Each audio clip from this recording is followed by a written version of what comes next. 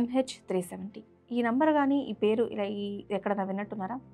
ఒక కన్నీటి పోరాటం ఇది. కొన్నేళ్ల తర్వాత కూడా అంతు చిక్కని మిస్టరీగా ఉంది. సో, ఇప్పుడు మనం మాట్లాడుకోపోయేది 2014 మార్చ్ 8 ప్రపంచ విమానయాన చరిత్రలో చాలా డార్క్ డే అది. 239 మంది ప్రయాణికులతో ఒక విమానం బయలుదేరింది. మలేషియా ఎయిర్లైన్స్ MH370 అది గాల్లోనే కలిసిపోయింది, అదృశ్యమైపోయింది. అప్పటి నుంచి ఈ 10 ఏళ్ల కాలం కేవలం ఒకే ఒక్కసారి దాని గురించి ఎంక్వైరీ చేశారు. సో వాళ్ళ కోసం ఎదురు చూస్తున్న కుటుంబ సభ్యులు ఎంత ఆవేదనతో ఉంటారు. అయితే ఇన్నేళ్లకి మళ్ళీ దాని వల్ల ఒక ఆశ కనిపిస్తుంది. 11 ఏళ్ల తర్వాత ఈ మిస్టరీని ఛేదించడానికి మళ్ళీ ఇప్పుడు సెర్చ్ ఆపరేషన్ మొదలు పెట్టబోతున్నారట. మళ్ళీ ఎందుకు వీళ్ళు సెర్చ్ ఆపరేషన్ స్టార్ట్ చేయబోతున్నారు? అసలు ఎలా దొరుకుతుందని వాళ్ళు అనుకుంటున్నారు? ఈ స్ట్రగుల్స్ లేకపోతే ఈ ఫైట్ వెనక ఒక కథ ఉంది. ఆ కథ ఏంటో మనం ఇప్పుడు చూద్దాం. ఫస్ట్ ఆఫ్ ఆల్ అసలు మళ్ళీ ఈ సెర్చ్ అనేది ఎందుకు అంటే 11 సంవత్సరాల తర్వాత మళ్ళీ అసలు ఈ డెసిషన్ తీసుకోవడానికి 2 బలమైన కారణాలు చాలా స్ట్రాంగ్గా మనకు కనిపిస్తున్నాయి. ఫస్ట్ ఆఫ్ ఆల్ మన టెక్నాలజీ, అవును కొత్త టెక్నాలజీ మనకి అందుబాటులోకి వస్తుంది కదా.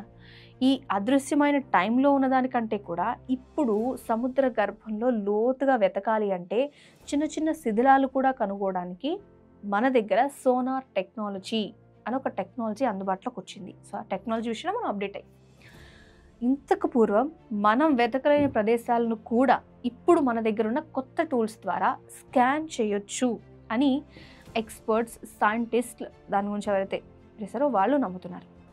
న్యూ డేటా అనాలిసిస్ ఏంటి అంటే లాస్ట్ 10 ఏళ్లలో శాటిలైట్ కమ్యూనికేషన్స్ కానీ ఫ్లైట్ పాత్ మీద ఉన్న ఓల్డ్ డేటా అంతా కూడా మళ్ళీ వాళ్ళు సెర్చ్ చేశారు. దాని నుంచి 7th ఆర్క్ అని ఒక ప్రాంతం ఉంది. 7th ఆర్క్ అని పిలిచే ప్రాంతంలో విమానం చివరికి ఎక్కడికి వెళ్ళి ఉండొచ్చు అనే దాని మీద చాలా కొత్తగా ఇంకా యాక్యురేట్గా ఒక అంచనాకు వచ్చేసారు. అయితే విమానం ఎలా డ్రైవ్ చేశారు, ఆ తీరు ఎలా ఉంది, కమ్యూనికేషన్ సిస్టమ్ ఆగిపోయిన టైం, ఆ పాయింట్ ఆఫ్ టైంలో ఏం జరిగింది, ఇదేదో కావాలని ఉద్దేశపూర్వకంగా జరిగాయి అనే అనుమానాలను ఇంకా పెంచే విధంగా స్ట్రాంగ్గా ఉన్నాయని వాళ్ళు అంటున్నారు.